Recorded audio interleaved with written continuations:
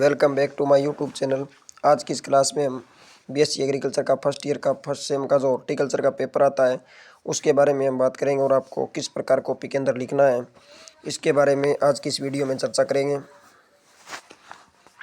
सबसे पहले आपको दिया गया हॉर्टिकल्चर की डेफिनेशन, इसको आपको अच्छे से लिखना है कि horticulture is a Latin word. आगे है जुवेनिलिटी, यौवनावस्था, पादप की व्यवस्था जिस पर पादप पूर्ण परिपक्व हो जाता है, यानी वर्तिकाग्र तथा प्राकोष पूर्णतः परिपक्व हो जाते हैं। आगे सॉइल स्टेरिलाइजेशन, मृदा निर्जमीकरण के बारे में लिखना है। इसमें एक तो वो गर्म ताप विधि और दूसरी 1% फॉर्मेल्डिहाइड के घोल से उपचारित करते हैं। और आगे दिया गया पौध हार्मोन, तो इसके अंदर आपको लिखना है कि पादप के जो जीवन काल के पूरा करने के लिए जिन हार्मोनों की आवश्यकता होती है उसे पौध हार्मोन कहा जाता है। इसके आगे है रूट स्टॉक। इसमें प्लांट प्रोपोगेशन के दो मेथड होते हैं, पहला सेक्सुअल रिप्रोडक्शन, दूसरा एसेक्सुअल रिप्रोडक्शन। तो इसमें मूलव्रंत होता है, जो मूलव्रंत वो वहाँ की जलवायु को सूट करता है, उसकी जड़ें अच्छी होती है। और शंकुर होता है, जो शंकुर अच्छे गुण वाला दूसरे प्लांट से लिया जाता है और दोनों को आपस में अटैच करते हैं और नया पादप बनता है। और इसके अंदर आपको लिखना है, जैसे कि क्वेश्चन नंबर 3 है तो इसके 5 पार्ट है। तो इसके अंदर आपको क्वेश्चन नंबर 3 लगा के तीसरे का पहला, तीसरे का दूसरा और तीसरे का चौथा इस प्रकार आप कर सकते हैं। आपको बीच में अगले वाले क्वेश्चन के पार्ट नहीं करने हैं। जिस क्वेश्चन के जितने पार्ट है उन्हें एक ही जगह पे लिखना है।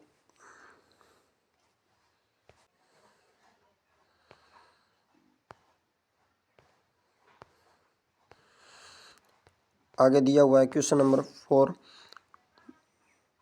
Different the following. तो dormancy and rest period. Dormancy व्यवस्था होती है जिस पर किसी प्लांट को सभी फेवरेबल किसी प्लांट या बीज को सभी फेवरेबल कंडीशन मिलने पर भी, जैसे ताप, वायु इत्यादि सभी फेवरेबल कंडीशन मिलने पर भी अंकुरित नहीं हो पाता है, तो उसे डोरमेंसी के अंदर रेस्ट पीरियड में होता है जिसमें कोई प्लांट कुछ समय के लिए अपने आप को निष्क्रिय कर लेता है। तो इस प्रकार आपको इसमें अंतर लिखने हैं, 5 या 7 अंतर आपको इसके अंदर करने होते हैं। आगे फलोदान और उद्यान। तो फलोदान ऑर्चर्ड क्या होता है? ऑर्चर्ड होता है जो किसी एक ही फ्रूट का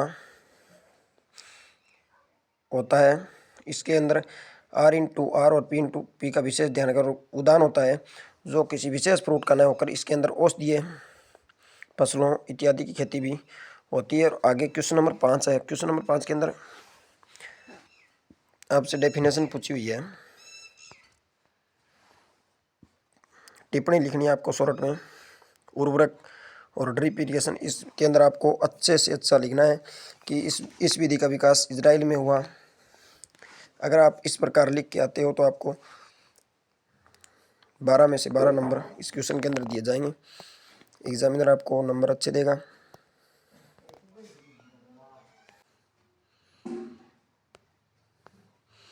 आगे question number 6, define nursery, right various components of nursery. तो इसके अंदर आपको डेफिनेशन लिखनी है नर्सरी की और कंपोनेंट्स हैं, जैसे स्थान का चुनाव और मुख्य भूमि से थोड़ा ऊंचा होना जिससे जल निकास की ऊंची सुविधा होनी चाहिए। ये इसके अंदर आपको कंपोनेंट अच्छे से लिख के आने हैं और अगर आप इस प्रकार लिख के आते हो तो इसके अंदर भी आपको अच्छे ही अंक मिलेंगे। आगे है मानव स्वास्थ्य पर औषधीय पौधों की महत्ता लिखनी है।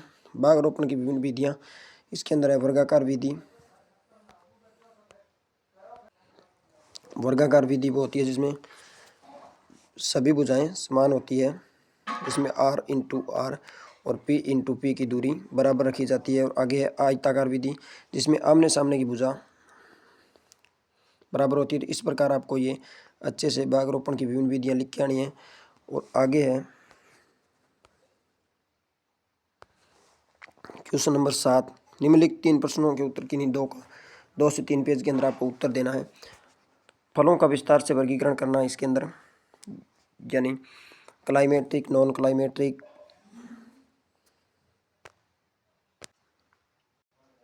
क्लाइमेट्रिक, नॉन क्लाइमेट्रिक, ये पकने के आधार पर हो गए। इस प्रकार आपको 5 से 7 वर्गीकरण इसके अंदर लिख के आने अच्छे से।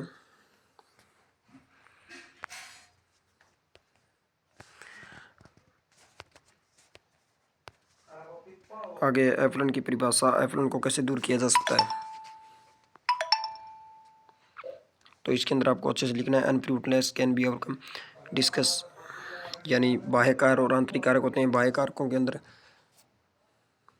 उसको सही प्रकाश नहीं मिलना,